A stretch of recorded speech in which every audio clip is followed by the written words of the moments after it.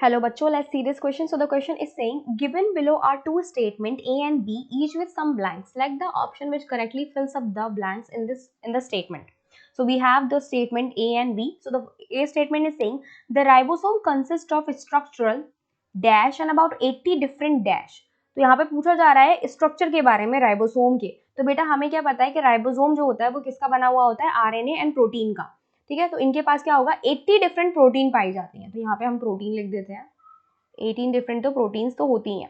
साथ में जो राइबोसोम होते हैं वो किसके बने हुए थे, आरएनए के. ठीक है, और कौन सा आरएनए होता है, ये आरआरएनए. तो ये आरआरएनए के बने हुए होते हैं.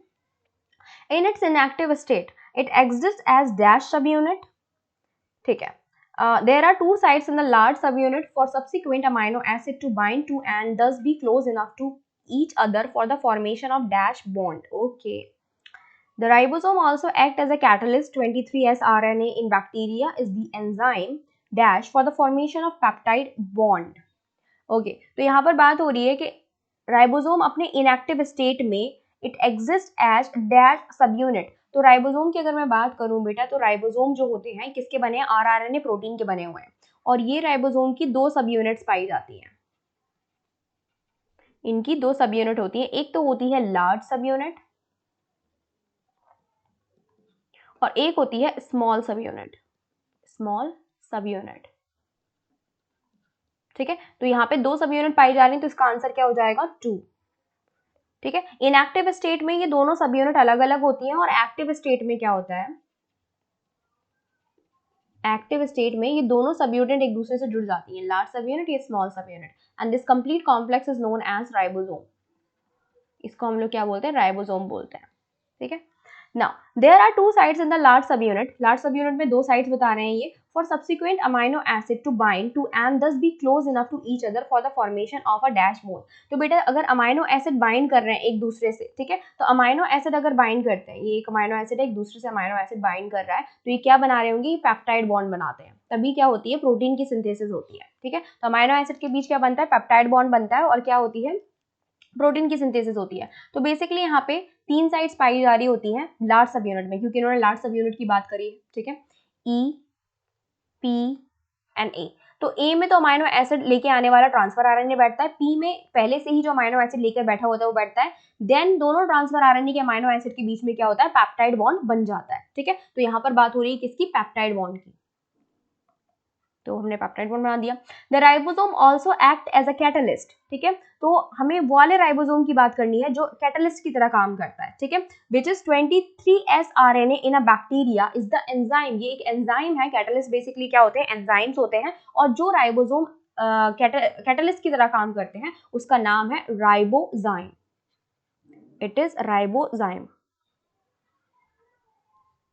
ठीक है, तो ये क्या करवाता है, बेसिकली बेटा क्या करवाता है, इसके पास पेप्टाइडल ट्रांसफरेज की एक्टिविटी पाई जाती है, यानी कि पेप्टाइड बॉन्ड बनवाने का काम करता है. ठीक, तो इसमें तो हमें पता चल गया इतना इतना है.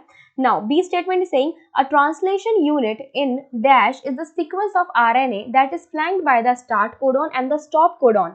अब ये ट्रांसलेशन यूनिट की बात कर रहे हैं जिसकी स्टार्टिंग होती है, ठीक है, जिसकी स्टार्टिंग होती है स्टार्ट कोडॉन से और एंड होता है स्टॉप कोडॉन पर, और ये कोड करता है पॉलीपेप्टाइड को. तो ये तो हमारा मैसेंजर आरएनए ही है. ठीक है, मैसेंजर आरएनए की बात करूं, ठीक, तो 5 prime end here we have 3 prime, जहां पे एक पॉली एडेनाइन की चेन होगी. 5 प्राइम पे मिथाइलेटेड ग्वानाइन लगा हुआ होगा. फिर क्या होगा, यूटीआरस होंगे, अनट्रांसलेटेड रीजन होंगे, तो यहाँ पे भी अनट्रांसलेटेड रीजन. फिर जो शुरुआत हो रही होगी, कोडॉन क्या पाया जा रहा होगा, AUG which is a start codon. और एंड किस पे हो रहा होगा, जैसे कि UAA हो सकता है which is a stop codon. Stop codon पे, और बीच में क्या होंगे, कोडॉन्स होंगे जिनके पास क्या होगा, पेप्टाइड बनाने के लिए की इंफॉर्मेशन होगी. तो ये तो हमारा मैसेंजर आरएनए हो गया. तो it is messenger RNA.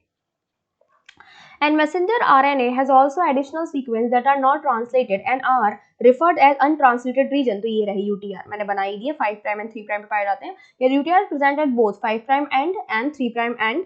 They are required for efficient DAS process. तो बेटा कौन से प्रोसेस के लिए होते हैं, मैसेंजर आरएनए का काम है प्रोटीन को बनाना, और प्रोटीन के बनाने को क्या बोलते हैं हम लोग, ट्रांसलेशन बोलते हैं. The process is known as translation. So ये ट्रांसलेशन के प्रोसेस के लिए इंपॉर्टेंट है. तो यहाँ पे क्या लिख लेंगे, ट्रांसलेशन. Now let's see हमारा मैच किससे करता है. The first one should be, first होना चाहिए RNA. तो मैंने RRNA लिखा है, यहाँ पे खाली RNA लिखा हुआ है, तो बाकियों से तो क्या कंपैरेटिवली बेटर ही है, तो ये RNA राइट है हमारा. देन सेकंड हमारा प्रोटीन होना चाहिए, राइट है. 2 सब यूनिट्स राइट है, पेप्टाइड बॉन्ड बिल्कुल right, ribosome yes it is also right, then B statement में मैसेंजर आरएनए एंड ट्रांसलेशन, तो हमारे हम क्या देख रहे हैं, हमारे सारे ऑप्शंस राइट मिल चुके हैं हमको ए में, तो ए हमारा क्या हो जाएगा, राइट आंसर हो जाएगा। सो बेटा A is the right answer. I hope आपको समझ में आया होगा। Best of luck.